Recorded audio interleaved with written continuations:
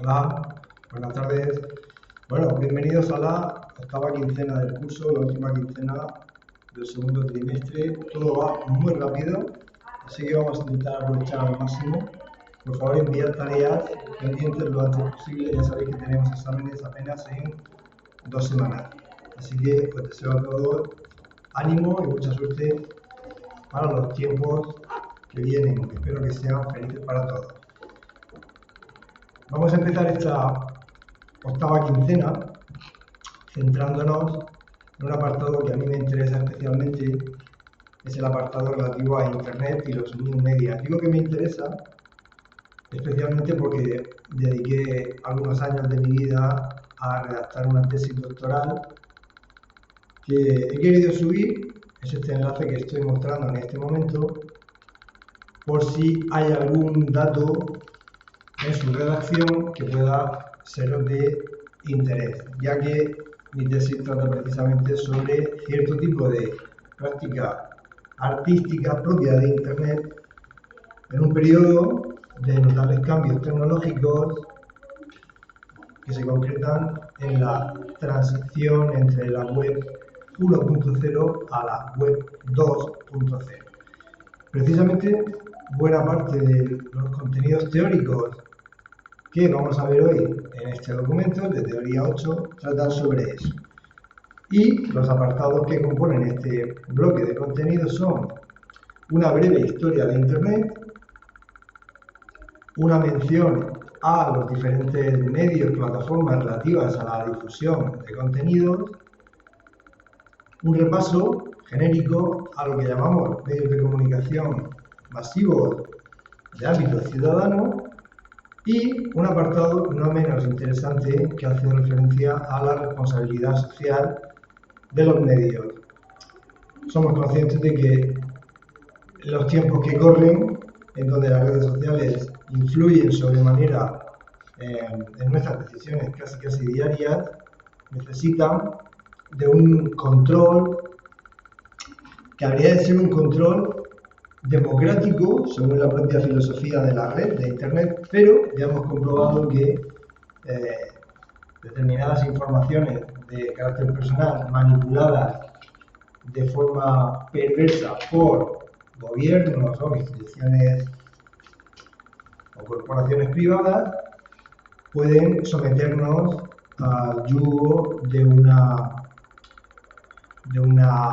modelo de producción y consumo en el que nosotros somos los principales implicados y las víctimas. Es decir, el acceso a nuestra información personal se ha convertido en un auténtico negocio para que cualquier campaña de publicidad nos pueda afectar de una forma mucho más directa.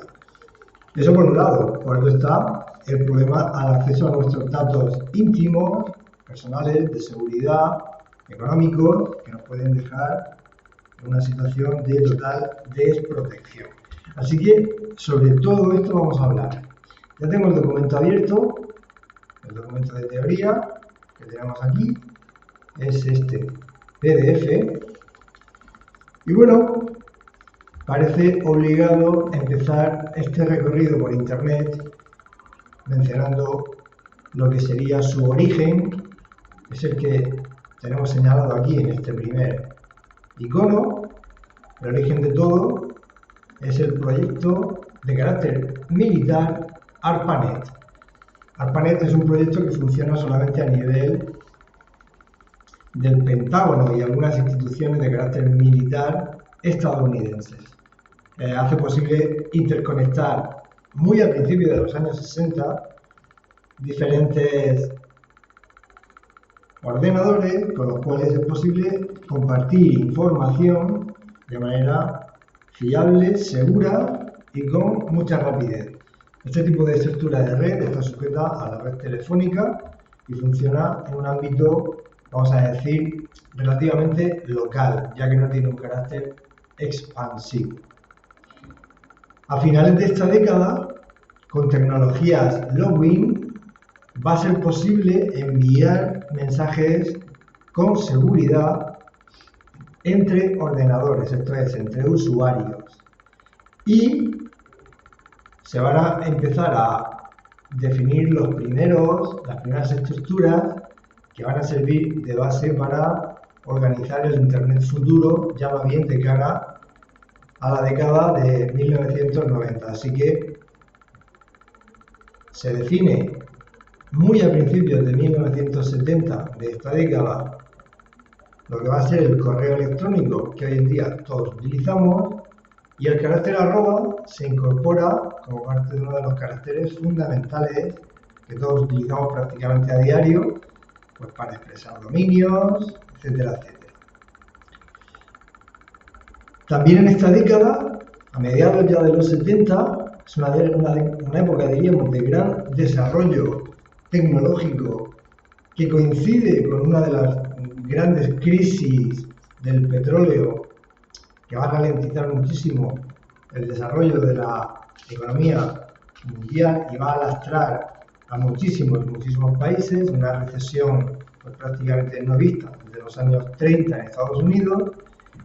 Ya se establece un primer protocolo de comunicaciones que es el que sirve para organizar, diríamos, la sintaxis que hace posible compartir información a través de una red. Ese protocolo es el que sigue vigente hoy en día, el TCP/IP, y va a ser la base del modelo de comunicaciones que utilizamos todos sin saberlo en la actualidad. Así que en ese primer proyecto de ARPANET, diríamos, se define ese protocolo TCP/IP que ya en los 80 se va a convertir en el primer estándar de comunicación. Bueno, si avanzamos un poquito en el tiempo, estamos ya a principios de la década de 1990. Hay un verdadero problema con el dominio, porque, bueno, la empresa, por decirlo de alguna manera, la corporación que gestiona los dominios que van a hacer posible establecer la jerarquía o los tipos de relación o la naturaleza de las páginas web originales, diríamos que dependen todavía del gobierno de los Estados Unidos. Así que se alcanza en esta década de 1990 un acuerdo para que los dominios no tengan una propiedad única, sino que pertenezcan a aquella corporación que genere y gestione tal dominio.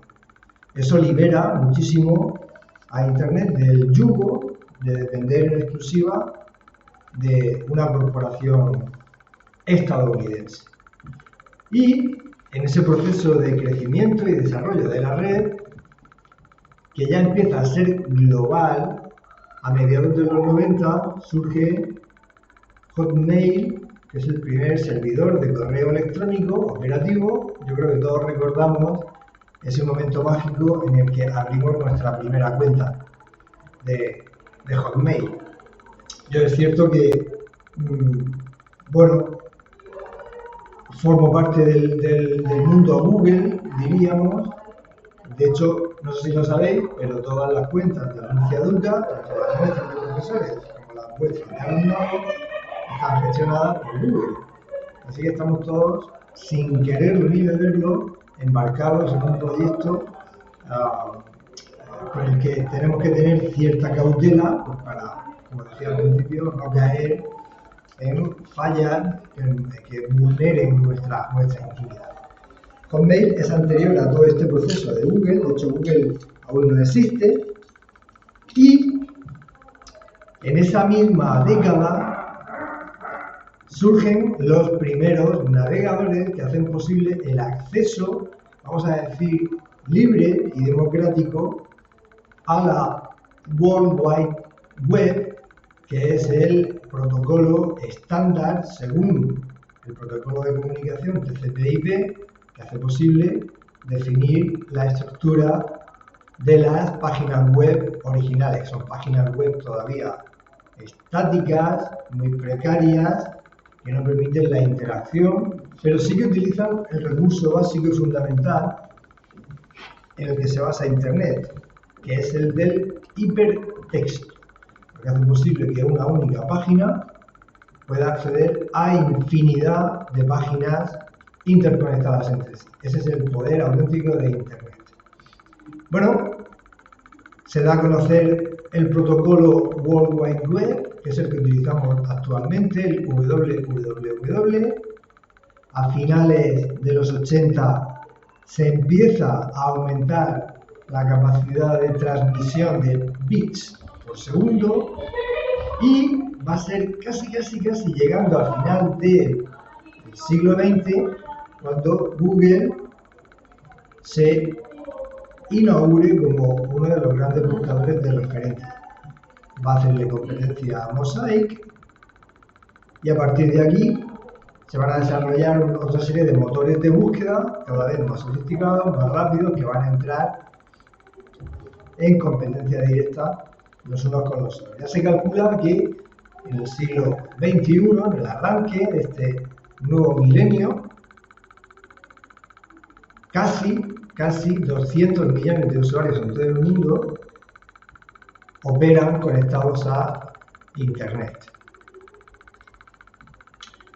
Con YouTube se expanden las posibilidades de comunicación en la plataforma, estamos a mediados de la década de 2000, y justo a continuación se lanza la primera red social, como es Facebook, que no deja de ser sino un ensayo, una aplicación de carácter muy local, que se populariza y empieza a crecer como la espuma hasta nuestros días.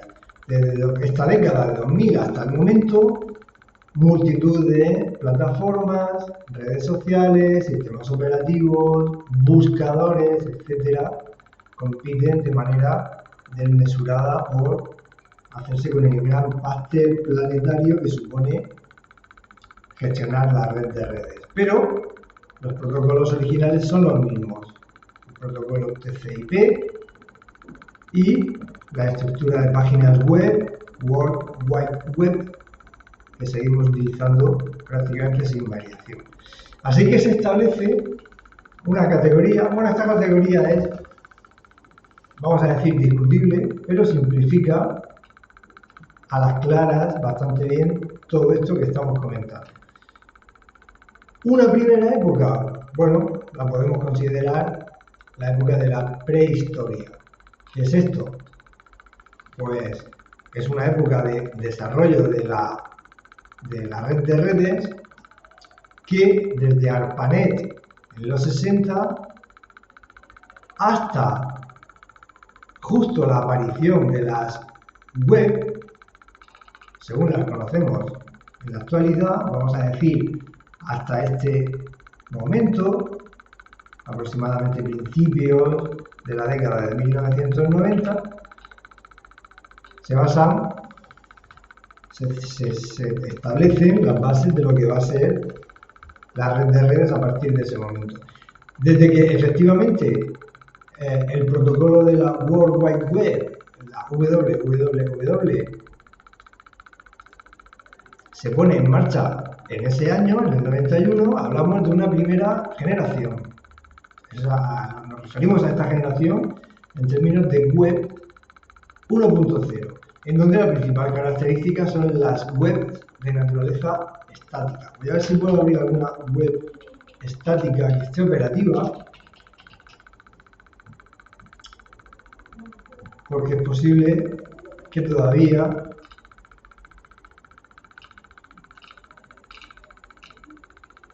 podamos encontrar alguno. Vamos a ver.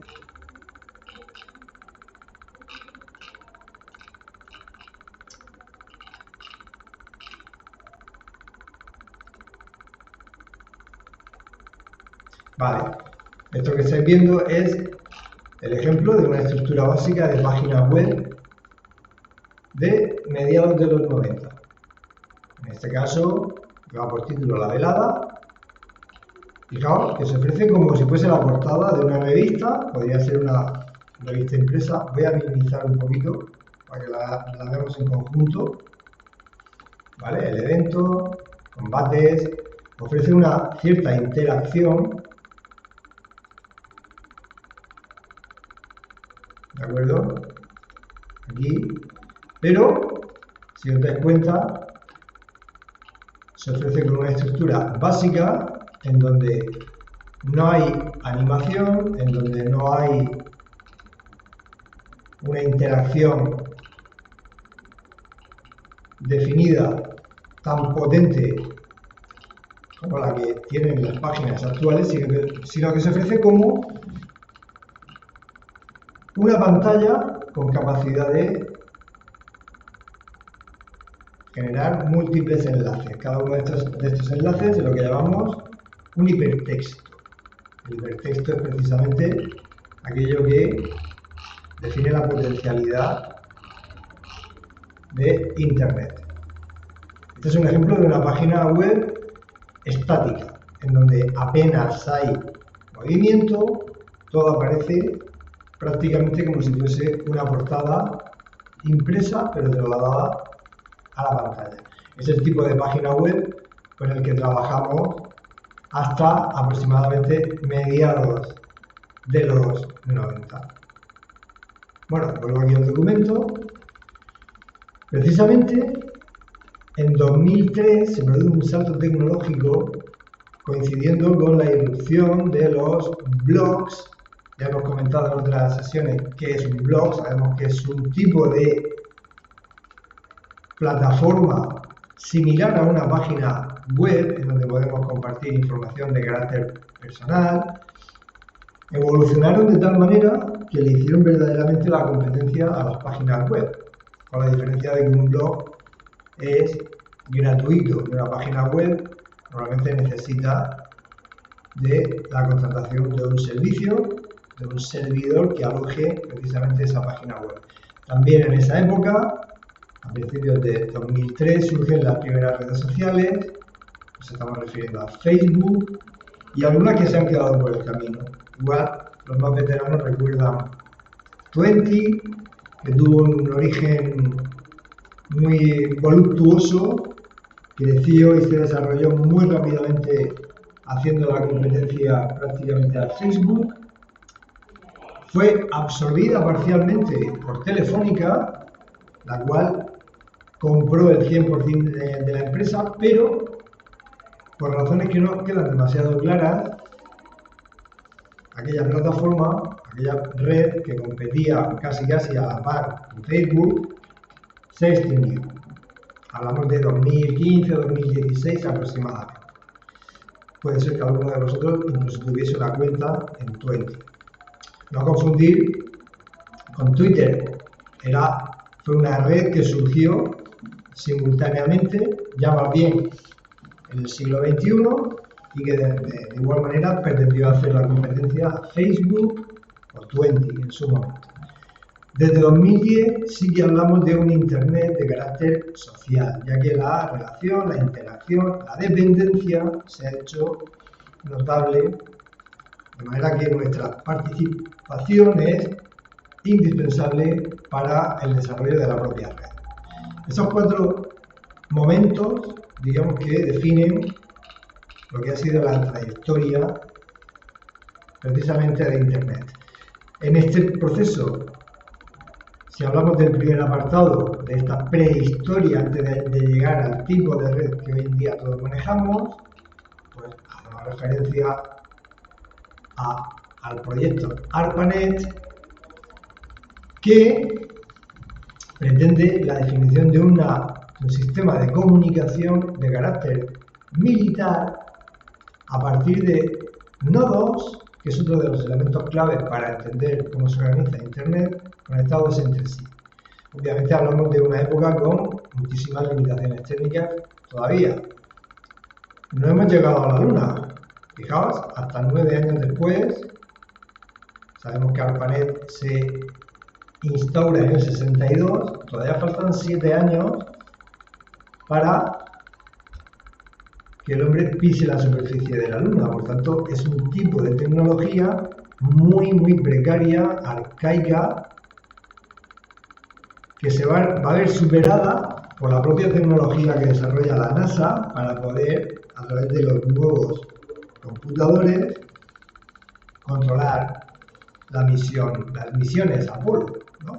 Pero es un proceso que va en paralelo durante toda la década de 1960, 70, 80 hasta 90, cuando se anuncia el fin de ARPANET con el carácter militar que tuvo en su momento. En principio, eran las universidades estadounidenses las que se conectaron a esta nueva red, pero en Europa, tanto Gran Bretaña como otros países nórdicos también estuvieron conectados durante esas primeras décadas, de los años 70 y 80. Cuando hablamos de un nodo, nos estamos refiriendo a cada una de las conexiones que se pueden establecer que vinculan diferentes servidores entre sí. Este es el poder de la red, que no tenemos límite, ya que la cantidad de servidores que puede haber conectados a nivel planetario pues es prácticamente incalculable.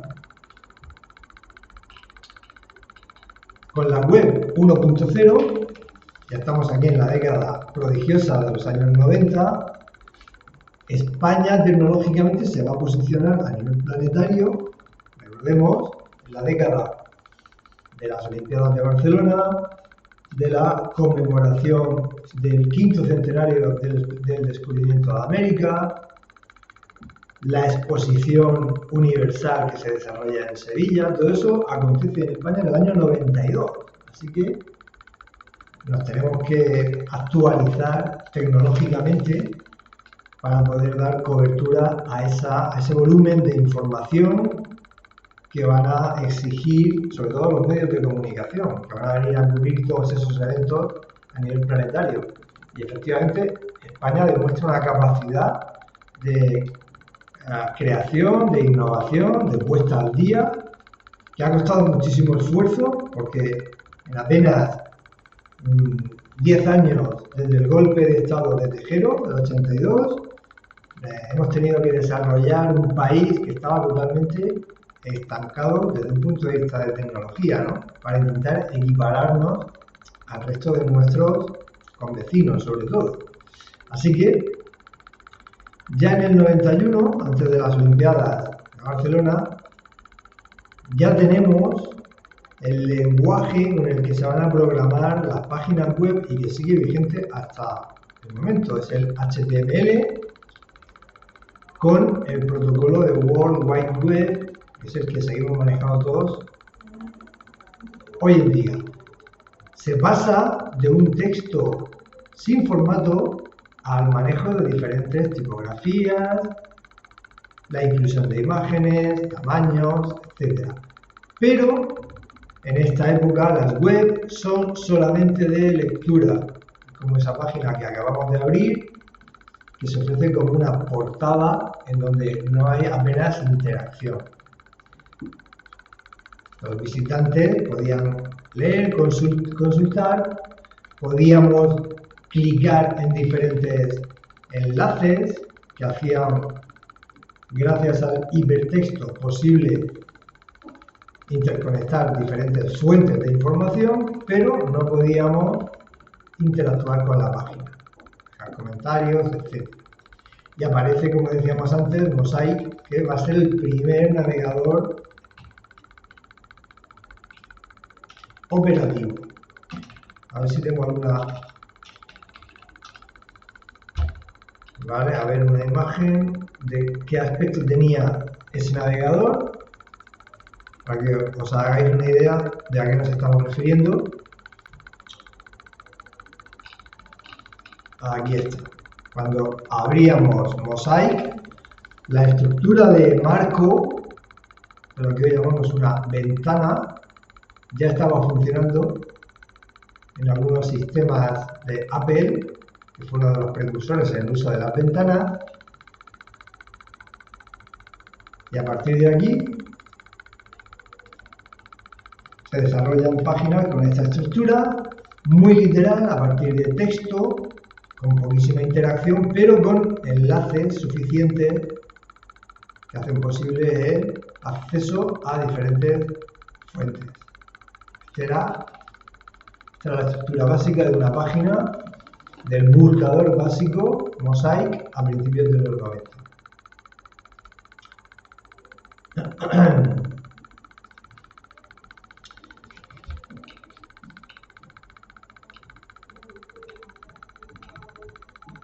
Se implantan en estas primeras páginas estáticas los GIF animados, lo que supone una auténtica revolución. Se instalan o se habilitan los primeros formularios HTML enviados por los primeros servidores de correo electrónico y surgen muy inicialmente IMDb, que es una de las primeras bases de datos que almacena y gestiona películas y series de televisión. A mediados de los 90 surge Amazon, que va a ser, como todos sabemos, la gran plataforma de comercio online hasta el momento. Surge eBay, que rivaliza con Amazon en artículos de primera o segunda mano. Como decíamos, el primer servicio de correos de Microsoft es el líder en esta década. Se instaura PayPal, que va a ser una plataforma que haga mejor y más seguro el pago de compras por Internet, lo que quiere decir que el carácter de la plataforma, de la red de redes, ya empieza a ser o a tener un viso de comercialidad. ¿Vale? La red de red parece rentable. Y a finales de los 90, Google se va a convertir en uno de los grandes referentes junto a Yahoo por sus motores de búsqueda. Coincidiendo con ese fin de siglo, Napster ofrece la posibilidad de compartir música y otro tipo de contenido cultural, y los que andábamos detrás de recopilar material, sobre todo cinematográfico, descubrimos en BitTorrent el recurso para compartir archivos mediante redes de naturaleza P2P.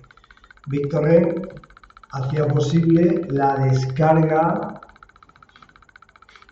sobre todo de mucho material audiovisual, cines, series, click, etcétera, que eran difíciles de conseguir o que sencillamente no se habían editado comercialmente, ¿no? Por tanto, se convierte en el primer método con Emule, que seguramente os sonará a alguno de vosotros, que hace posible descargar material, en principio, sin autorización del propietario de ese documento, lo que genera muchísima controversia, pero aprovechando ciertas lagunas legales, BitTorrent sigue operativo durante muchísimo tiempo después, en coincidencia con otro tipo de plataforma como es la Wikipedia, a la que alguna vez todos hemos accedido, o LinkedIn, que empieza como la primera red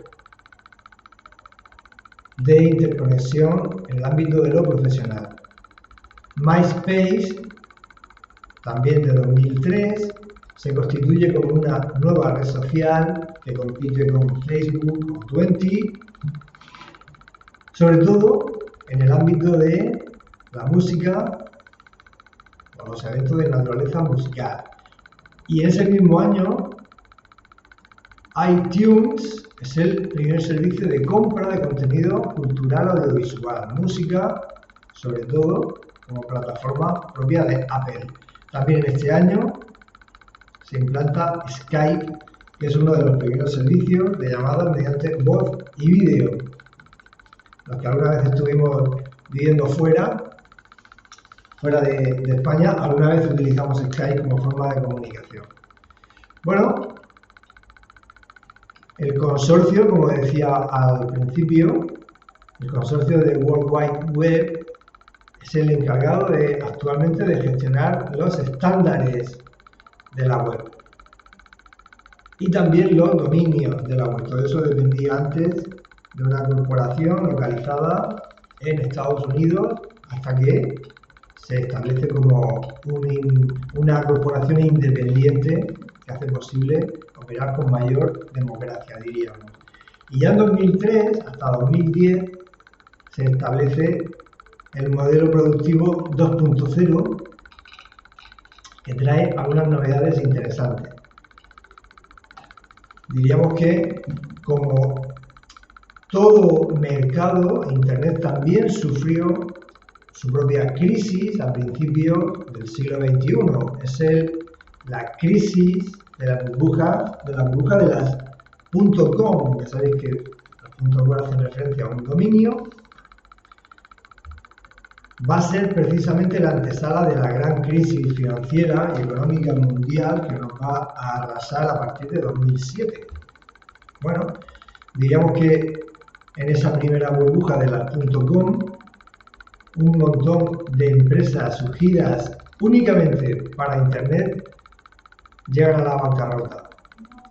Diríamos que eso impone un nuevo modelo de gestión de la web que, en coincidencia con el desarrollo, nuevos desarrollos tecnológicos, se mejora la velocidad de transmisión de información, etc., hace posible que renazca Internet todavía con más fuerza, sobre todo porque la participación del usuario ahora es mucho más potente. Se eliminan las páginas estáticas y el usuario ya puede interactuar, sobre todo a través de las redes sociales, en un nuevo modelo expansivo de Internet. Facebook se instala en 2006, siendo solamente una plataforma para universitarios, pero convirtiéndose en la gran plataforma hasta mediados de los 2000, hasta finales de la década de 2000, 2009, 2010, cuando empiezan a surgir otras plataformas que le sirven de competencia hasta el momento. Los blogs se convierten en espacios de carácter web personales en donde de manera cronológica los usuarios podemos mantener una comunicación con otros usuarios que pueden acceder libremente a esos contenidos. Es un espacio que en principio se concibe de forma colaborativa. El blog hace referencia a un cuaderno de bitácora, ese libro que llevan todos los navegantes, en el cual anotan de forma cronológica los acontecimientos vividos. Con esa filosofía nace el concepto de blog, que crea el fenómeno de la blogosfera o el conjunto de blogs publicados en Internet, ¿no? Yo tengo un blog, mi blog personal, generado con Blogger. Seguramente vosotros también tendréis alguno, o bien con Blogger o bien con WordPress, que ofrecen prácticamente características similares. El concepto de wiki también surge a partir de 2003 a modo de espacio web organizado de manera hipertextual, es decir, con la interconexión de infinidad de enlaces gestionados en principio por un propietario de esa entrada, en ese concepto de enciclopedia, que además es editable, lo que permite tener una actualización permanente de los contenidos, detectando un dato biográfico en la ficha del personaje, etcétera, etcétera. Las redes sociales, se nos viene a la cabeza Facebook, Twitter, Twenty, que he citado hace un momento, HI5, MySpace, algunas se han quedado por el camino, las redes sociales de carácter profesional, Neurona, Conozco, LinkedIn, Xing y otros por el estilo son el nuevo paradigma de comunicación en la red 2.0. Los entornos para compartir recursos son repositorios que constituyen lo que hoy llamamos la nube, en donde podemos almacenar recursos o contenidos propios del medio digital, ¿no? Para visualizarlos o compartirlos cuando nos interese. Esos recursos pueden ser documentos, veas el caso de Google Drive, Office Web Apps, o lo que es lo mismo, SkyDrive. Son vídeos, es el caso de YouTube, Vimeo, etcétera, etcétera. Es el caso de archivos de imagen, Picasa, Flick, etcétera, etcétera. Al mismo tiempo, nos encontramos con la aparición de agregadores de noticias. Diríamos que son pequeñas plataformas que hacen posible compartir noticias valoradas por los usuarios.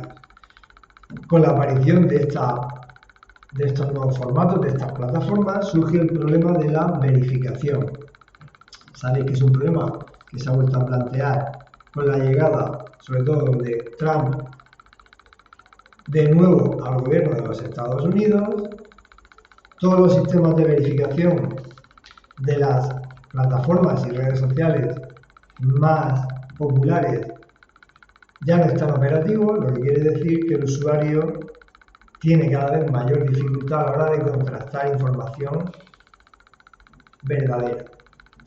Al mismo tiempo, surgen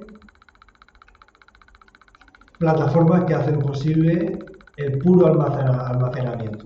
Yo utilizo a diario Google Drive, he utilizado muchísimo Mega en otros momentos de mi vida, he utilizado menos Dropbox según las necesidades o según las particularidades del documento que he necesitado compartir o rescatar. Tenemos plataformas que hacen posible generar presentaciones a nivel académico o profesional, Prezi, Canva, SlideShare, etcétera. Tenemos infinidad de plataformas educativas, ¿vale? Por ejemplo, la que estamos utilizando nosotros, la plataforma de educación a distancia que tenemos en pantalla, generada con Moodle, es un ejemplo de ese formato de plataforma educativa. Y las tecnologías y lenguajes de programación han sido variados y han ido adaptándose a los nuevos, diríamos, avances tecnológicos. CSS y HTML han servido como base de las páginas web que todos manejamos.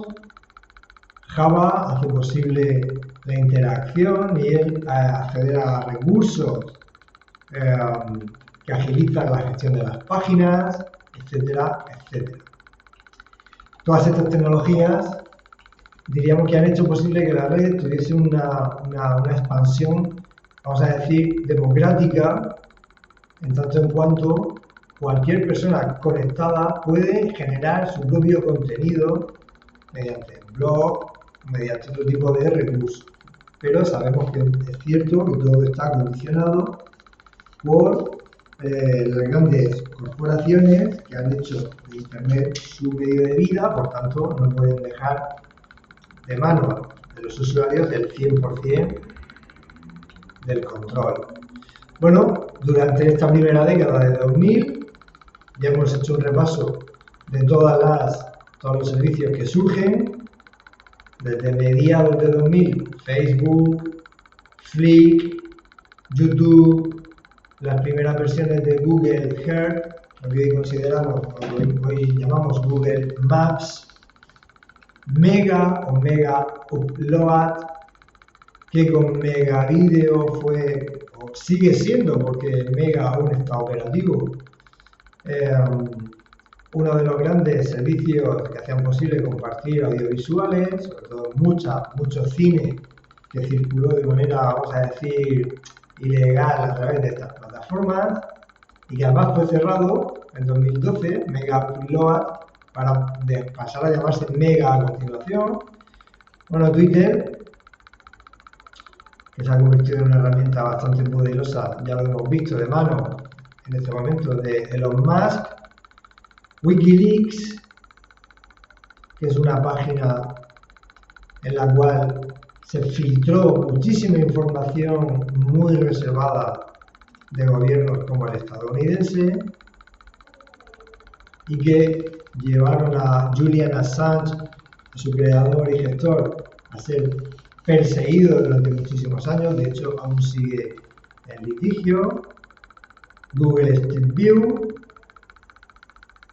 que hizo posible recorrer paso a paso cada una de las calles prácticamente de todas las ciudades del mundo. Dropbox, que da paso después a Google Drive o a SkyDrive de Microsoft, se convierte en una plataforma que llamamos nube. Bing, que es el nuevo buscador de Microsoft, intentando competir con el superpoderoso Google, o incluso WhatsApp, que sabemos que es una herramienta de comunicación que utiliza conexión a Internet para transferir texto, imagen, vídeo, sonido, etc. Bueno, si hablamos de Internet desde su carácter social de 2010 en adelante,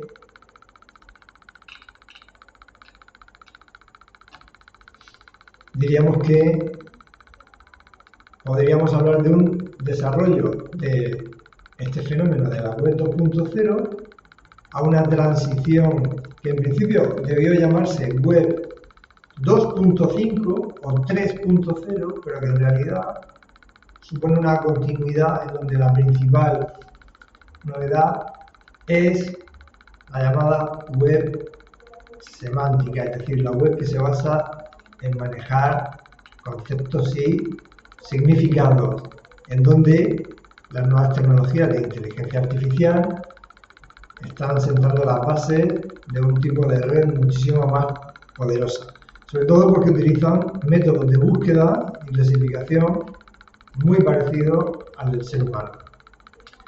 Diríamos que poco a poco los dispositivos móviles han ido sustituyendo a los ordenadores personales como medios fundamentales de acceso a Internet.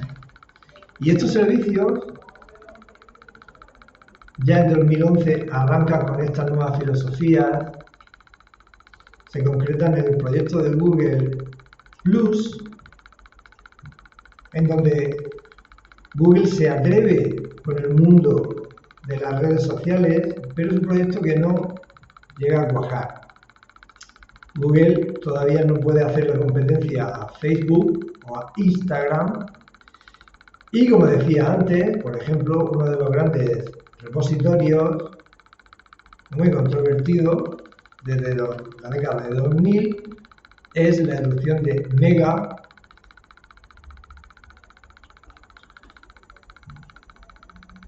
que sustituye en 2013 a Mega Upload, es una página cerrada por el FBI. Bueno, en cuanto a la difusión de contenidos, este va a ser el último punto que comentemos hoy para no extendernos demasiado. La difusión de contenidos audiovisuales o la distribución de obra es uno de los grandes recursos que ha supuesto la transformación de Internet en el siglo XXI, especialmente en nuestra época. Si hacemos referencia al cine, diríamos que durante buena parte del siglo XX las productoras de cine se expandieron gracias a la producción y la distribución de películas en salas a las cuales teníamos que asistir físicamente, ¿no? Eso suponía que esas productoras tenían control absoluto sobre la difusión de esos contenidos, ¿vale? Era un auténtico monopolio. Pero precisamente se establecen una serie de leyes de antimonopolio para evitar la concentración de la riqueza en estas grandes distribuidoras.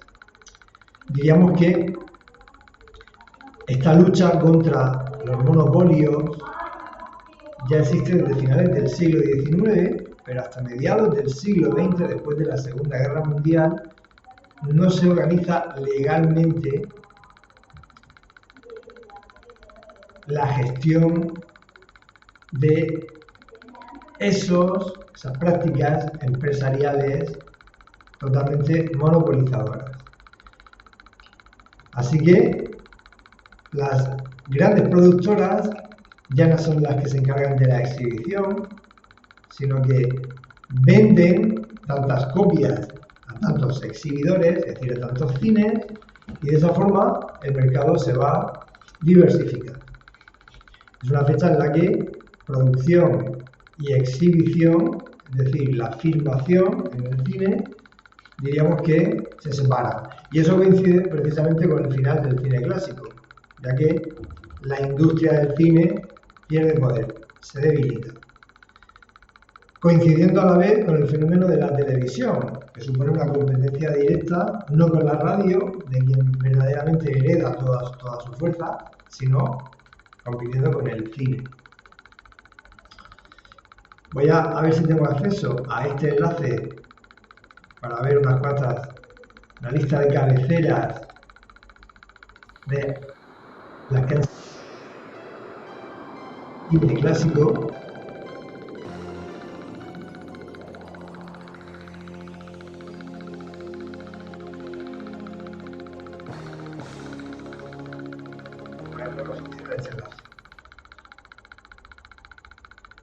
¿Veis? No me funciona. Bueno, si consigo actualizarlo ya lo subiré. De tal forma que el problema de la distribución se convierte en el verdadero desafío, ¿no?, al cual se va a enfrentar Internet. Es decir, ya no se gana tanto dinero produciendo, sino distribuyendo material. Es decir, Internet se va a convertir en la solución para que el acceso de millones de usuarios a determinados productos audiovisuales genere grandísimos beneficios. Bueno, diríamos que ni la producción ni la distribución puede funcionar hoy sin Internet. Diríamos que Internet ha reducido la distribución en términos de transporte de estas obras. Ya no necesitamos físicamente trasladar material cinematográfico, sino que directamente esos contenidos se pueden distribuir online desde cualquier servidor localizado en cualquier parte del mundo. Bueno, tanto es así que se pensó que las grandes distribuidoras iban a colapsar por culpa de Internet, pero algunas de ellas han sabido adaptarse a los nuevos tiempos, reconvertirse, y han surgido nuevas plataformas heredadas de ese concepto clásico de distribución, que están haciendo posible que el usuario acceda mediante pago a esta serie de servicios y productos audiovisuales. Hablamos de Spotify en el ámbito de la música, hablamos de Netflix o Filmin en el ámbito del cine, etcétera, etcétera. Diríamos que las distribuidoras, las productoras y distribuidoras clásicas, como la de los hermanos Warner, Universal o Paramount, por ejemplo, siguen generando muchísimo rendimiento económico, pero para poder competir a nivel global han tenido que adaptar sus producciones al espacio digital. Diríamos que, por concluir esta primera parte del tema, estamos dentro de un ecosistema digital audiovisual configurado por la simultaneidad que ofrece Internet. Esa simultaneidad, esa apariencia de hiperconexión la conseguimos mediante el hipertexto, lo que hace posible el acceso a un mundo de audiovisuales ilimitado. Es verdad que tanta cantidad de información, es decir, un medio tan poblado, genera un consumo rápido que está en contra de los principios de la producción de cine, vamos a decir, clásico o de calidad. Por tanto, habríamos de valorar si la inmediatez y la rapidez van en detrimento de la calidad.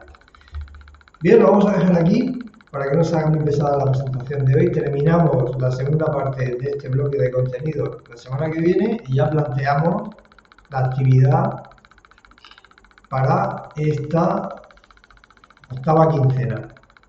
Consiste en un cuestionario, ¿vale? Y la tarea 8, el diseño de un website. Si queréis, lo comentamos la semana que viene. El cuestionario, si os apetece, ya podéis intentar resolverlo para así quitaros trabajo de encima. Y eso ha sido todo por hoy. Espero que la clase haya sido interesante. Como de costumbre, la voy a subir para que esté disponible de cara a todos aquellos que no hayáis podido conectaros esta tarde. Hasta la semana que viene.